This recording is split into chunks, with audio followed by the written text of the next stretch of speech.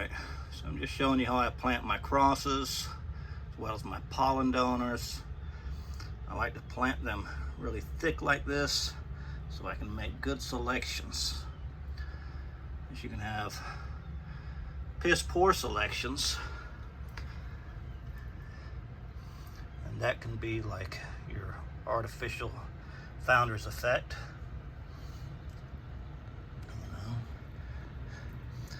Because it's random, because you're only growing 1 or 2 seeds. Sure, they're isolated, but are you able to make any good selections? So this is what I do, and then I'll go through them with a fine-tooth comb. I'll come out with my good selections. None of these are fish, by the way. Nice dark pheno. Whatever I'm selecting for, maybe I'm selecting for branching, early branching.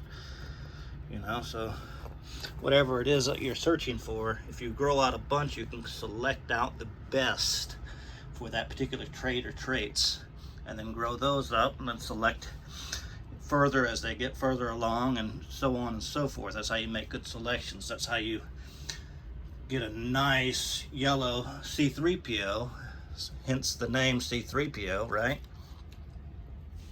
Or you can just not care about your selections. Say, hey, I've got an isolated C3PO, and everybody sells a different phenotype, different look, different color, whatever, and it's not really a good selection. So anyways, that's how I do it. I just prefer to grow out a lot and then make good selections.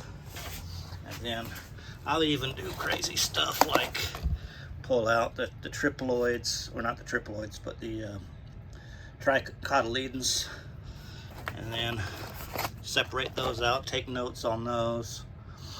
But everything gets pulled out for a reason, and I make selections as early as I can, and then I'll save out a bunch where I'll make selections later as well. But definitely isolation, whether you're isolating by just growing jalapenos and poblanos that you're crossing together, or whether you're using a net or super glue or a bag over an individual branch. It's all different kinds of ways of isolating. But isolation doesn't mean anything again. And the filial generation doesn't mean anything again if you're just growing out 1 or 2 seeds each generation. You're not really, what are you selecting there? You're relying on luck. This is not the result of luck. This is the result of taking my time, going through each seedling carefully, looking for my tricotyledons, looking for my variegates, noticing very early on. And that's how I'm able to spot heterozygous form.